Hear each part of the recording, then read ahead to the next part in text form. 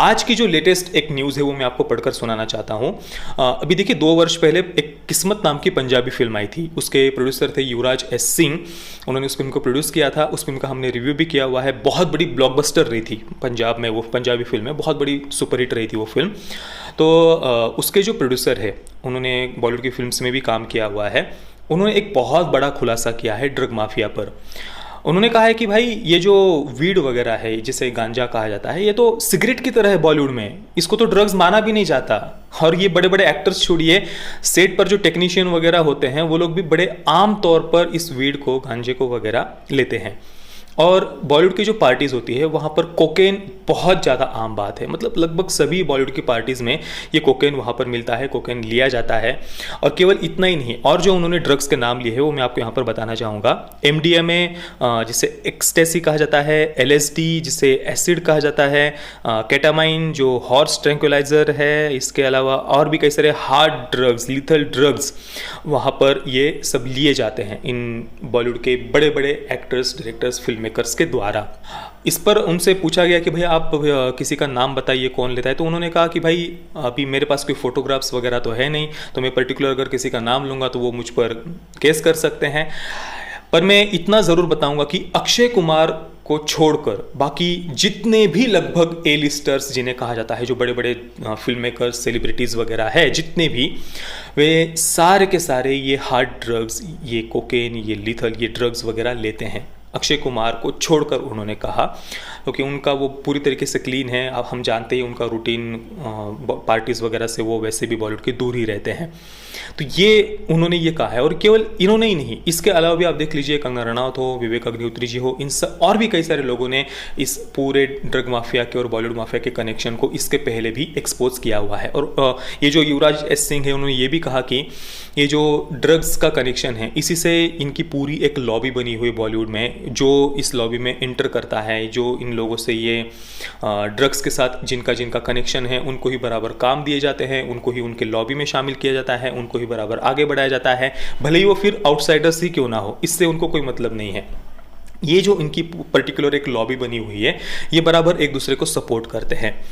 तो ये सारी बातें युवराज एस सिंह ने कही है। और देखिए, ये सब किसी से छुपा हुआ नहीं है, ये किस प्रकार से ड्रग्स का इस बॉलीवुड के साथ में कनेक्शन है। और इसलिए ये जो बॉलीवुड है, ये जो पूरी की पूरी एंटरटेनमेंट इंडस्ट्री है, इसने अभी धीरे धीरे ड्रग्स को नॉर्मलाइज करना शुरू किया है अपने फिल्मों के द्वारा, कि भाई ड्रग्स लेना तो जैसे बहुत आम बात है। आपने पिछले कुछ वर्षों में अभी फिल्में अगर देखी होंगी तो उनमें एक बात को आपने नोटिस किया होगा, उनमें ड्रग्स को किसी बहुत आम नशा करने की चीज़ की तरह अभी उन्होंने दिखाना शुरू किया है। मतलब जैसे ड्रिंक करना होता है, स्मोक करना होता है, उसी की तरह ड्रग्स को भी एक नॉर्मलाइज करने की कोशिश की जा रही है। अब इसका क्या समाज पर क्या असर होता है आप देखिए। आज से कुछ दशकों पहले ड्रिंक करना, स्मोक करना, इन्हें बहुत गलत नज़र से देखा जाता था, आज भी देखा जाता है। मतलब अगर आप भारत के छोटे छोटे गाँव में जाएंगे तो वहाँ पर ये जो ड्रिंक करना है, स्मोक करना है, इसे आज भी एक बहुत गंदी नज़र से, बहुत गलत नज़र से देखा जाता है। पर ये जो जिनकी बुद्धि वेस्टर्न कल्चर से ग्रसित हो चुकी है, या जो बहुत हाई सोसाइटी कल्चर को फॉलो करते हैं, अपने आप को बहुत एलिट मानते हैं, इन लोगों ने इस ड्रिंक करने को, स्मोक करने को एक स्टेटस सिंबल की तरह बना दिया है। या अभी देखिए, ये जो बॉलीवुड में अभी पार्टीज़ को या पब में जाकर बेवकूफ़ों की तरह नाच कूद करना, इसको भी एक नॉर्मलाइज करने की कोशिश अभी फिल्मों के द्वारा पिछले कुछ वर्षों में की गई है। नहीं तो आज से कुछ वर्षों पहले स्कूल के बच्चे जब जमा होते थे वीकेंड पर या स्कूल के बाद में, तो मस्ती करते थे, खेलते थे, कूदते थे। पर आजकल तो भाई वीकेंड है तो भाई पब में जाना है, ड्रिंक करना है, या हमें क्या हो गया, चले गए तो दोस्तों के साथ में थोड़ी मस्ती कर ली तो क्या हो गया, बेवकूफ़ों की तरह डांस कर लिया तो क्या हो गया। इन बातों को भी नॉर्मलाइज करने की कोशिश की जा रही है। इवन मिशन मंगल जैसी फिल्म भी आप देखिए, उसमें भी वो एक सीन था जहाँ पर उसको बहुत कूल चीज़ की तरह दिखाया गया है कि भाई वीकेंड पर पार्टीज़ में चले गए तो कौन सी बात है, ड्रिंक कर लिया तो कौन सी बड़ी बात है।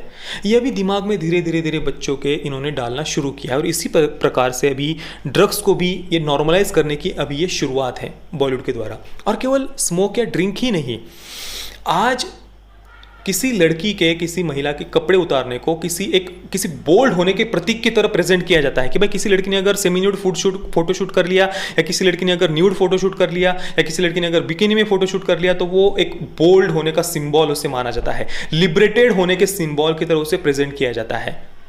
या आपने फिल्मों में देखा होगा ये डायलॉग कि भाई आई फील लिबरेटेड, अगर कोई लड़की कपड़े उतारती है, सेमी न्यूड फोटोशूट करती है या वेस्टर्न स्टाइल के कोई कपड़े वगैरह पहनती है, तो वो कहती है भाई मैंने लिबरेटेड महसूस कर रही हो, ये समाज के, परिवार के, माता पिता के बंधनों को मैंने तोड़ दिया है। तो कपड़े उतारने को किसी बहुत महान शूरवीरता के कार्य की तरह फिल्मों के द्वारा प्रेजेंट किया जाने लगा, और इसका परिणाम आज हम देख रहे हैं। आज किसी स्त्री का, किसी लड़की का अगर सेमी-न्यूड फोटोशूट हो और उसके लिए बोल्ड वर्ड यूज़ किया जाता है, तो हमें भी उसमें कोई आश्चर्य नहीं होता। हमें भी लगता है कि हाँ भाई यही बोल्ड होना है, कपड़े उतारना ही बोल्ड होना है, यही लिबरेटेड होना है। बाकी अगर कोई महिला साड़ी पहनती है या भारतीय परिधान अगर वो पहनती है भारतीय संस्कृति के अनुसार, तो उनको एक इन्हीं फिल्मों के द्वारा उनके ऊपर एक मजाक उड़ाया जाता है, या उनको बहुत रिग्रेसिव सोच वाला, ऑर्थोडॉक्स सोच वाला, या बहुत क्रूर, एक बहुत निगेटिव कैरेक्टर की तरह उनको प्रेजेंट किया जाता है, और उन पर हंसा भी जाता है। ओपनली सोशल मीडिया पर उन पर हंसा जाता है। हालांकि जो महिलाएं अपने परिवार के साथ में खड़ी रहती है या खुद मेहनत करके परिवार में अपना योगदान देती है, वो ज़्यादा शूरवीर है, वो ज़्यादा महान कार्य कर रहे हैं। कपड़े उतारना कोई बहुत महान कार्य नहीं है। मैं ये नहीं कह रहा कि किसको क्या पहनना चाहिए, क्या नहीं पहनना चाहिए, वो विषय ही नहीं है यहाँ पर जो स्त्री या जो महिला एक मेहनत कर रही है, पुरुषार्थ अपने परिवार के साथ में जो खड़ी है, या जो महिला अब गृहिणी भी है, तो उसको उसके ऊपर हंसने का अधिकार आपको किसने दिया? गृहिणियों की छोटी बात है, कोई मजाक उड़ाने वाली बात है वो, पर इन सब बातों को धीरे धीरे बॉलीवुड ने नॉर्मलाइज किया है, और इसका प्रभाव आज हम समाज में देख रहे हैं। और इसी प्रकार से ये ड्रग्स को भी नॉर्मलाइज करने की कोशिश अभी फिल्मों के द्वारा धीरे धीरे इन्होंने शुरू की है। ये ड्रग माफिया मतलब आप केवल एक छोटी सी ड्रग की बात मत समझिए। इसी ड्रग मनी से आतंकवाद को फंड होती है, बड़े बड़े क्राइम्स को फंडिंग होती है। इसके अलावा हमारे देश को अंदर से अस्थिर करने के लिए ये जो प्रोटेस्ट वगैरह होते हैं, ये सारी बातें ये एक दूसरे से कनेक्टेड है। आप ऐसा जो कट्टरपंथी उग्रवादी तथाकथित स्टूडेंट्स थे दिल्ली के, उन पर जब दिल्ली पुलिस ने कार्रवाई की थी, देखिए उस समय कैसे ये तुरंत बॉलीवुड के बड़े बड़े ए-लिस्टर सारे के सारे, वो भी सब लोग सामने आ गए थे तुरंत, उन कट्टरपंथी उग्रवादी तथाकथित स्टूडेंट्स के सपोर्ट में जिन्होंने दिल्ली को जलाया था, जो हिंदुओं से आज़ादी की बात कर रहे थे, हिंदुत्व की कब्र खोदने की बात कर रहे थे, और भी कितने भयानक भयानक गंदे गंदे नारे उन्होंने लगाए थे, कैसे कैसे, अब वो छोड़िए, वो सब मैं दोबारा उसमें नहीं जाऊंगा। तो तुरंत ऐसे इन देश जलाने वालों के सपोर्ट में ये सब लोग, बॉलीवुड के कई सारे लोग आ गए थे। तो ये आप छोटी बात मत समझिए। मैं ये नहीं कह रहा कि भाई इनका किसी आतंकवादियों के साथ में कनेक्शन है या ड्रग माफिया के साथ में कनेक्शन है, मैं किसी पर कोई आरोप नहीं लगा रहा, मैं बस अपना ओपिनियन बता रहा हूँ आपको।